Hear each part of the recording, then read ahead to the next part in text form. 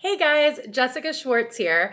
I wanted to make this video because I just recently wrote a blog post called 8 Ways to Make Money as a Blogger, and it has gotten a lot of attention, so I wanted to bring it in video format just so that it is accessible and easy and I can give more examples. So, two of the ways that most people talk about making money as a blogger is by using affiliate links and talking about products or services and getting people to click them, or by putting ads on their blog. So whether you have a WordPress blog or a blog on Blogger or any other platform, basically, outside of like hosted platforms like Medium, they actually put their own ads on blogs and paid stuff as well.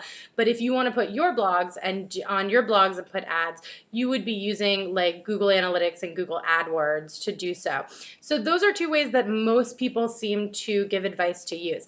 I don't really, so I don't do any affiliates at all. It's not something that I just don't want to write about the same products. I know as much as I love scrolling through the 35 cute summer dresses articles on BuzzFeed, I just have no desire to write that kind of stuff. So it's just not comfortable for me to write that and not in my sphere of expertise. So I choose not to do affiliate links or codes. However, I think my WordPress blog might have a couple of ads on it. I don't remember ever making money from AdSense or Google AdWords or any of that. So I don't actively use those two. I want to talk about 8 ways that you can make money as a blogger that are not affiliate links or any sort of ads. So one of the first ways, and I would say one of the easiest ways, is to start freelancing. So I'm a freelance writer, and what that means is I work full-time from home right here. And I actually have clients. So I do, whether that's blogging or writing articles, whether that's for clients, whether that's, it could be a company. I've worked with cannabis companies. I've worked with law firms. I've worked with web design companies. I've blogged for cryptocurrencies and ICOs for companies. I've blogged in a lot of different industries, which I chose not to specialize because I thought blogging for various industries would be more interesting. And honestly, it has been. So that's actually worked out really well. So blogging for companies, doing copywriting or editing of website wording and copy, writing marketing emails, writing press releases, anything to do with writing in general, you can transition from your personal blog or your business blog into freelancing. So for example, if your company, if you're an entrepreneur who offers coaching services or something like that, like business or lifestyle coaching, you could offer blogging services to other entrepreneurs in a similar industry because you know the industry so well. So it would be a great fit for you to do that. And you can charge per word, you can charge per project, you can charge per month. And I have talked before about how to price yourself and how you should not work for free even when you're just starting as a freelancer. Exposure doesn't pay the bills. And I can link to that in the description below. But so freelancing, that is a great way to make money using the skill you already have. You have your blog as basically writing samples for you to give to other potential clients and prospective clients who are interested in potentially working with you. So freelancing is awesome. I truly enjoy it. I think it's something that I am really excited that I ended up making the jump into and doing full time. Freelancing can be unstable, but I did start freelancing while I was still employed for full time as a business development manager for a recruiting firm here in New York City. And then I built that on nights and weekends and eventually was able to quit my job to be a full time freelance writer, editor, and book coach. So number 1, start freelancing.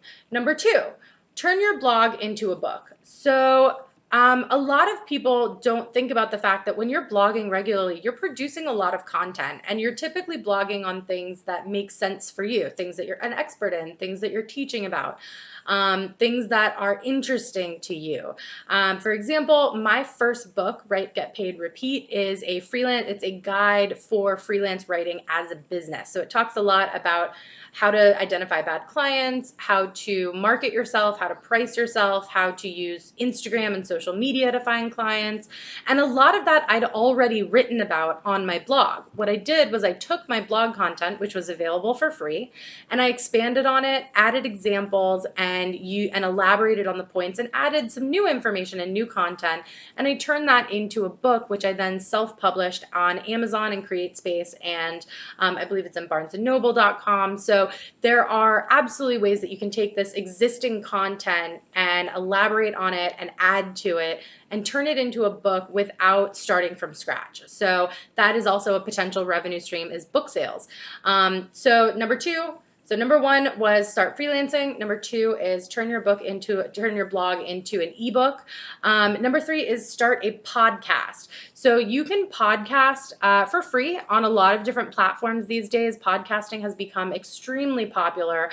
It's so easy to listen to a podcast while you're cooking or driving, or while you're riding on the train or commuting in a car. Like, there are so many ways that you can use a podcast and listen to it in a way that you couldn't while you were driving. So it's extremely interesting to be able to turn that into a podcast where you could either do episodes based on content that you've produced in your blog, you could interview people in your industry or in other industries, you could do whatever you want. Your podcast is yours, but you can access it.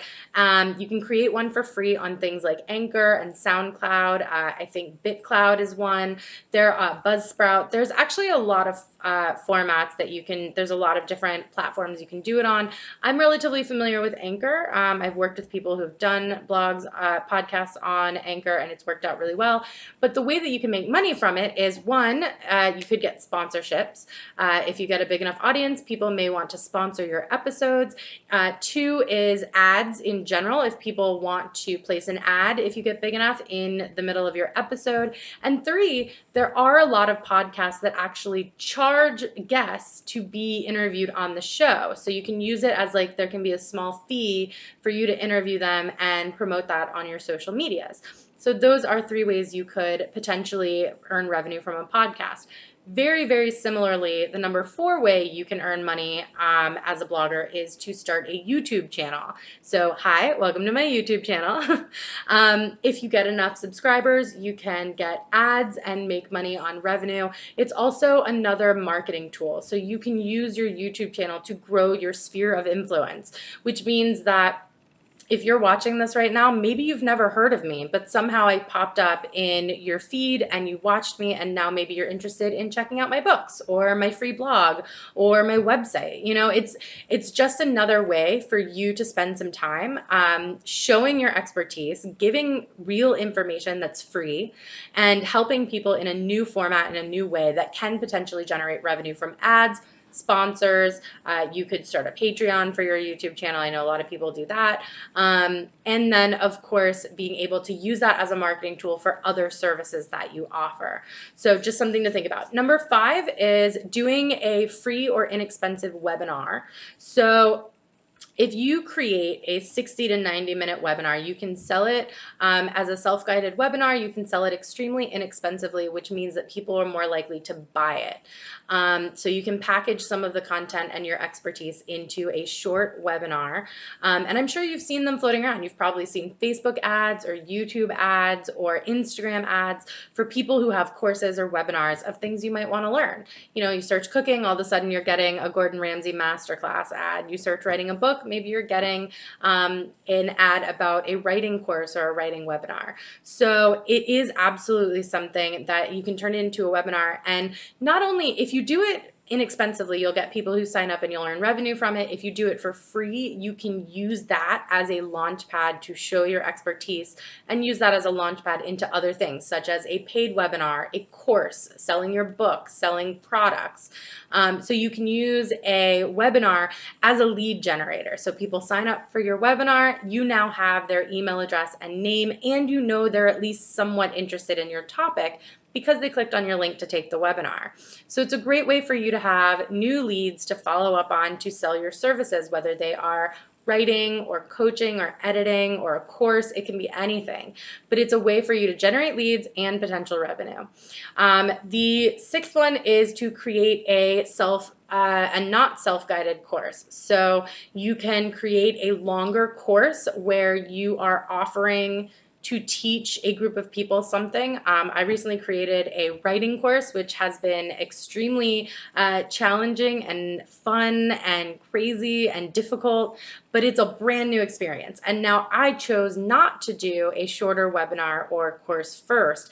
I jumped straight into a 12-week mega course that is more expensive. So of course it's that much more difficult to market and get people to take it, but it is something that I'm very passionate about. And I think writing a book shouldn't take a weekend or 2 weeks. I think it should take some time and effort and energy. And so, my course is a 12-week course about writing a nonfiction manuscript. So that is absolutely an income generator, but of course it's a much bigger time and energy commitment from you.